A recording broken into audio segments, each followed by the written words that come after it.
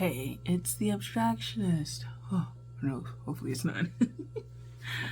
I feel like I'm going to be recovering yet again.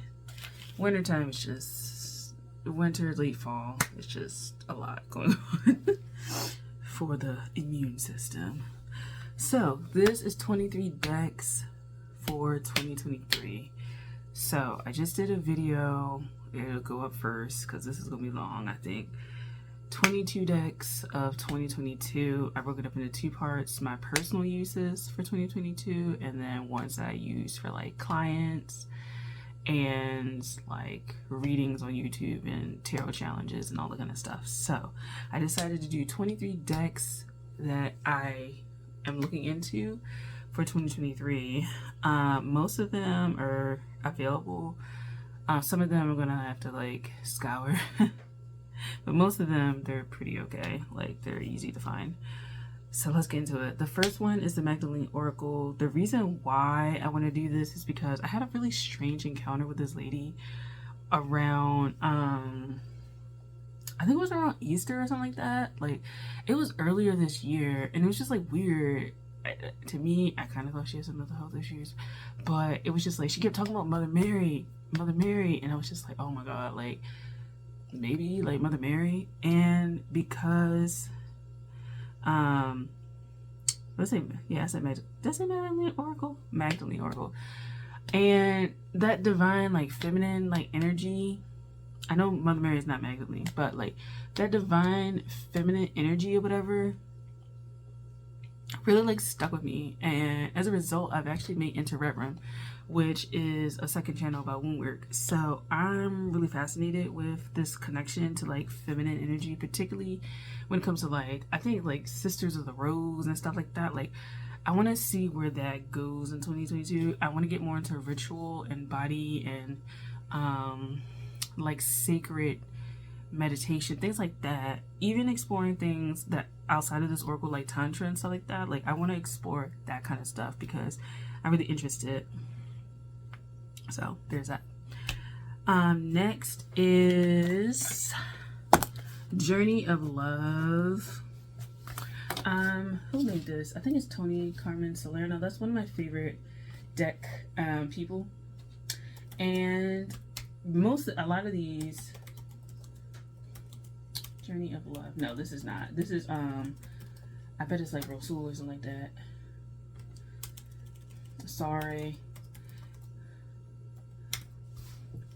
Who is it again? Yes, Rasuli. I'm getting more into oracles. I kind of feel like pathfinding, pathworking, meditation, meditative state. I'm gonna be really interested in that. And there's just something about the artwork that I'm interested in. I like the keywords. I like the art. I like one of the favorite cards on here. I'm looking up the internet. It's called Riding the Cosmic Wave. It just reminds me of a lot of the courses that I've done, like Nada Yoga, Transcendental Meditation, Reiki, and stuff like that. Like, just an energetic body, and I want to explore that more. In 2023, I don't know if I'll start doing meditations, leading meditations, having them, but we'll see how that goes. Next is Annie Janasa Yas Tarot deck. The Stunning Tarot is there, but I wanted her earlier ones where they were like the really long rectangular ones that was written in her like native tongue. I really thought those were beautiful. Not that these newer ones aren't beautiful, but I kind of feel like there's a certain beauty of those, the older ones, and I kind of wish that she went back to how they look, like the longer ones. I think she has reintroduced that size later on, but most of them are kind of like standard tarot sizes. I love her artwork. I think it's really beautiful. I think she offers a lot when it comes to art. And I just would like to interact with that deck to see what her perspectives are. So yeah, that's 3. Universal Wisdom Oracle. I'm just getting into oracle decks more. I'm gonna try and like put them on the screen. Hopefully I can like edit this well enough to do that. to put them on the screen so you can see what I'm talking about, because I want to list them, but I also want you guys to visually see it. So hopefully like I'll be able to like stick it somewhere. So I might want to like do like that, so I have a space to like pop a sticker on there. And this one is Tony Carmine Salerno. This deck creator is one that I'm really drawn to. I feel like there's just a lot of self-love, self-development, healing the soul, sexual healing, like all of that. I like all of that. Like those themes I feel like come up. And there's like angel decks too. So if you're into the angels and stuff like that, like I feel like this deck creator really would be like good for you. So yeah, Universal Wisdom Oracle cards. I feel like I've gotten Oracle decks and like most of them have been disappointing for me. I just kind of think that this artist specifically is like more my speed when it comes to certain themes that I want to explore. Next is the Sufi Wisdom Oracle. So this one is another Rasuli. I am drawn to Rumi as a poem. I feel like a poet, and I've learned a little bit about Sufism, and like I've learned a little bit about that, and I'm kind of fascinated from that. So I would like to explore that a little bit more. I think I will be doing a little bit more bibliomancy and stuff like that, and reading sacred texts. I actually watched a reading of like, what are you not getting? And one of it is just like the constant learning of things, and as opposed to coming from a very actualized place. And it's kind of funny because my North Node is in Sag, and so it's kind of interesting that I like want to get more decks, because like technically I just need to be experiential in my process. But I like learning new things, and so I feel like I learn stuff and then I see it in reality, and I'm like, oh, that's how it shows up for me, that's how it patterns for me. It's very important for me not to like go by the guidebook for a lot of shit, I'm gonna be real. And that's why I don't really talk about the guidebook when I like do the tech reviews. But yeah, I'm really interested in these oracles, and I'm really interested in kind of experiencing meditation, pathfinding, dream work. And these decks that I've mentioned that are oracles up until now, I really feel like are going to help me experience something profound. So, Sufi Wisdom Oracle. Me rambling. Next is Manzel's Tarot. So this one, if you are interested in decks by like POC, BIPOC creators, this will be one of them. I just kind of like the artwork. There's not too much that I want to explore with this. You would think that I would be like, oh, ancestral, stuff like that, but no, I just like the artwork. I like it's kind of collage style as well. I'm getting really into collage style decks, and so why not? I like it. It was between that and I think Afro something else, and they kind of have a similar style, but I just decided not to go with that. I was just like, F it, I'll go with this one because I like the borders better, I like the type better, I like the pictures better, so I'm gonna go for this one and see where it takes me. It might end up being like a dream work oracle. I can see kind of how that works. It might be a dream work oracle. And so, damn. So that's that. Manzel's Tarot for number 6. Number 7 would be Inner Compass cards. Now this would be like all of the decks that come on this website. So there's like 3 of, it's like the love one, the regular Inner Compass, and the children's one. And even though I'm not a child, I'm an adult, I still want to explore this because Inner Compass cards, they come with keywords on them. They have a little description in the book, and I already have one of the decks, the regular inner, no, yeah, it might be the love one, I think, but I'm missing a card because I ordered it off of eBay or somewhere like that, and the person didn't have all of them, and I'm highly upset, so I have to get another deck altogether. I could ask for a replacement card, but I just F it. So there's that. I really just want to explore kind of minimal decks too that have keywords and kind of just meditate on them. Most likely this will end up on Enter Red Room, and it'll end up on my altar. So one of them will probably be an altar deck, one of them will probably be on Enter Red Room, and then another one, the children's one may be more creativity, spark kind of things.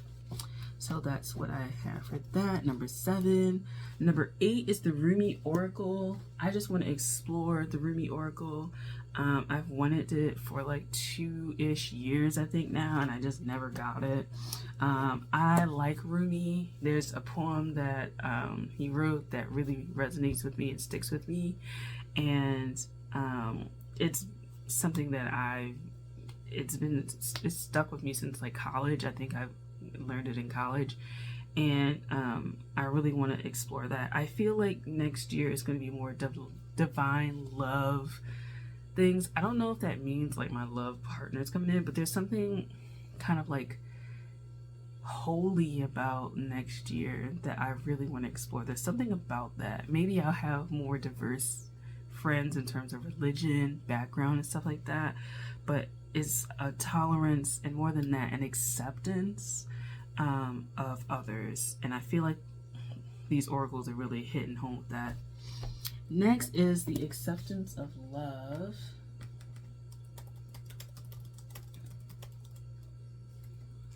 So I like love readings. I'm not someone who I kind of feel like I think I've gotten bored with love readings. Frankly, I love love readings, but there's very few people I want to watch them from. Because I don't think that a lot of love readers deal with love. I think they deal with obsession.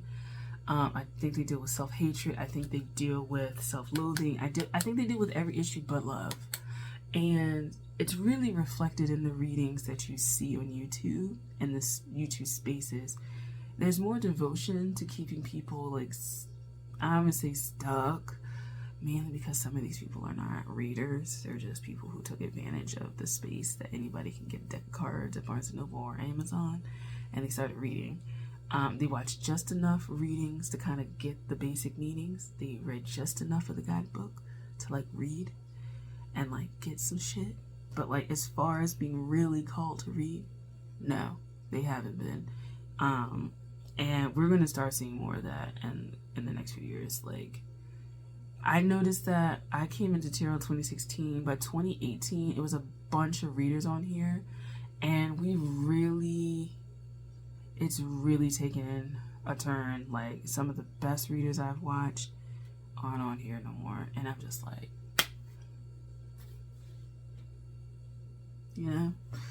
So I want to do love readings, but I just, I don't want to be pigeonholed. I don't want to be, this is not going to be some twin flame shit. Like, I just want good love readings, opening up your heart chakra to love in all of its forms, because love comes in many forms.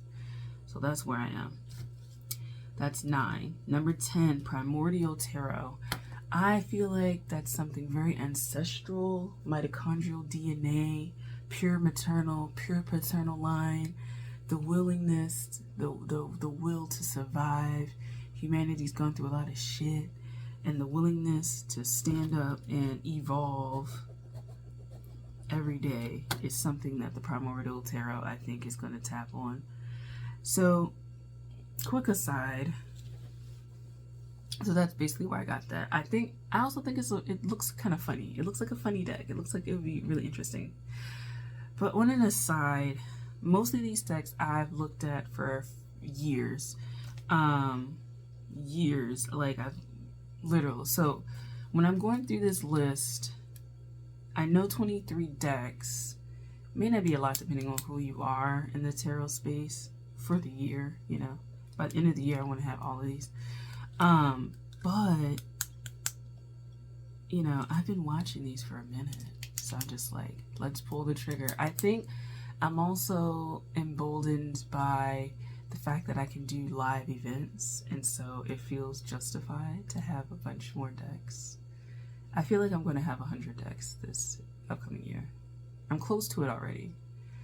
And I'm okay with that. I'm okay with having 100 plus decks.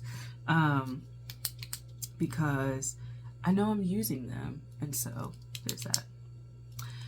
Number 11, Autonomic Tarot. I watched Blatherby's tarot. So I like watching tarot collection videos. I like them. They're very entertaining. You know, you see some of the mass-produced decks. You know, you get to know them or whatever. But then you see people's decks that like they've had for 10 years and 15 years, and the decks that they help them get through divorce or grief or help them, you know, process emotions. And like people really do have diverse like ideas of what decks are supposed to do and how they relate to them. And I just find it so fascinating to see people's deck collections. I think watching deck collection videos, yeah, it could be consumerist or whatever, but I like that. I like the decks that you've chosen, however many you've chosen, to put in your collection and why they're important and why they're there. You know, I even like declutter videos, why they're leaving. You know, anti-haul videos, ones you're not going to get. I like it. I think I'm going back to that as opposed to like the pick a cards I've been watching for like the last 5 years. I just like it. I like getting to know people in that way, because there's certain decks that you be like, you know, you can't stereotype people. You can't put them in pigeonhole them. And sometimes you feel like you know people, and then you see a deck and you're like, huh, like I wouldn't think that you would like that. And sometimes the person is very shocked based on who they think they are, and they pick a deck that's totally outside of their, you know, their comfort zone, or outside of their, their comfort zone. And then it ends up working magically, and it's like, great. So Autonomic Tarot, back to this, Blatherby, I was watching the tarot collection and she mentioned the Autonomic Tarot. I'm interested in the art. I feel like this tarot deck may hint at how my mind works a little bit. I kind of feel like it aligns with my mind, my Mercury, and so I kind of want to see how it goes. I'm interested in the art. I like this art style. I find it really just snazzy. I'm going to also do a video on where to find tarot decks, so don't worry, I'll do that, because some of these decks you probably never heard of them, and you want to know where to buy them, right? So there's that. But looking at this deck, I really enjoy it. I feel like there's something subliminal about it. There's something sublime about it. There's just something just interesting that piques my interest, and I want to figure it out. Psychoanalytics. Next, the Mundane Magic. I'm looking at each one of these so I can reference the visuals again. Mundane Magic. Look at did this. All right. Wait, I just saw this. This one is on Etsy. It is a deck that has words on it, like poetry or something like that, and I want that because the only other deck that kind of rolls with this is the one I just showed in the last video, the Art of Life Tarot, because that one has the title, like Ten of Cups or whatever, a picture, and then a quote or a saying or a statement or something like that. And this one feels like it fits, but I feel like I'll be able to use it. Like, I feel like, you know how people have lyric decks for pick a cards? I'm like looking at it because it is fascinating. People, usually in love readings, they have, okay. So when they do love readings, some people make their own oracles, love oracles and stuff like that. Some of them are kind of cheesy and some of them are like, girl, like, take half of this deck out. But there's some, I know somebody has like a lyrics deck, so they'll pull a card and it's lyrics from different songs. Think about that with like a tarot deck, right? And they have words on it and you can read it. And I feel like sometimes descriptions on the card help to tie in the theme or tie in the message more than a visual. And I kind of feel like it works with this deck. So I'm willing to explore how it works with this deck. So I will see. Y'all are like, how are you? What are you doing? Next one, number 13, Portraits of a Woman, Aspects of Goddess. I just want to explore this for like womb work, women, my own personal journey with femininity and things like that. So it's really more a personal deck for me. I like it. I like the art style. The art style is reminiscent of, if you have the Crystal Tarot, I think it's called. I think you would like the art style if you want that. Fairly short. Some of these are really going to be personal, but next is Ancient Ritual Postures. I wanted oh my god, what is that one called? It's the one with like the older women. It's like it's a deck that features older women from different cultures around the world. I forget what it is, but a lot of people who study like the crone, maiden mother crone, but emphasis on the crone, they would have this deck. And this, it just kind of feels like it's along those lines. I like ancestral work. I'm gonna be real. Ancestral work is just like really important to me at this day and age. And I kind of feel like we're getting into the more subtle energies of ancestral work outside of like the colonial structure and framework and decolonial actions. I feel like there's more subtle patterning, generational patterning that's leading back to like the greater consciousness. And I kind of feel like that work is going to become more minute, and it's going to become more intrinsic to who you are. And as it becomes more intrinsic to who you are, you're kind of going to start to see the commonalities amongst people that transcend a lot of the barriers that we have. And that's something that I'm interested in. So the Ancient Ritual Postures, I like this papyrus type. You know how people make fun of papyrus type? I don't know, it works on certain decks. And this is one of those decks. I'm really interested in it. I'm not a devotee of any one particular system, and so having a deck that may pull from different traditions, I'm okay with that, because I'm not diving deep into each one, which kind of sounds appropriation-y, but I like the artwork. I like to even just acknowledge that this exists. I'm okay with that. I'm okay with not having a deep dive, but acknowledging that it exists in a tarot deck, knowing that, oh hey, like I've seen this before. I know that this exists. Even if I'm not fully studying it, I know that it exists. I know that it preoccupies energetic space. So I'm interested in that. Next up, number 15 is the Surrealist Tarot. Essentially, I just like the artwork and I want to see where I go with that. I may want to study surrealism and things like that. I may use it for the what is it called? I may use it for the new series that I'm thinking about. I may use it for that, and we'll see. We'll see. There's a new series I'm thinking of when it comes to tarot and using it and having fun. And it's inspired by James Feeney's channel. Hopefully he comes back. I know he got like a real job.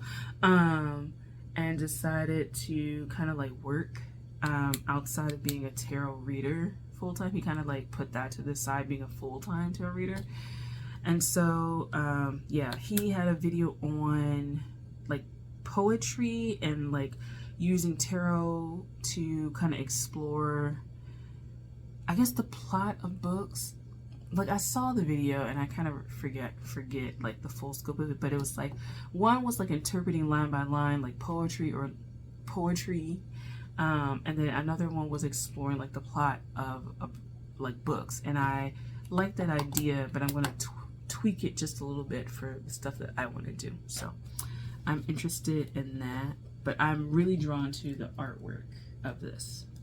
So I'm going to do part 2 because this is long as shit and it's going to take for fucking ever to upload to this thing. So I'm going to do part 2 and I'll see you very soon. Thank you for watching part 1. Hopefully you watched 22 decks of 2022, and I'll see you in part 2 for this one, 23 decks for 2023. All right.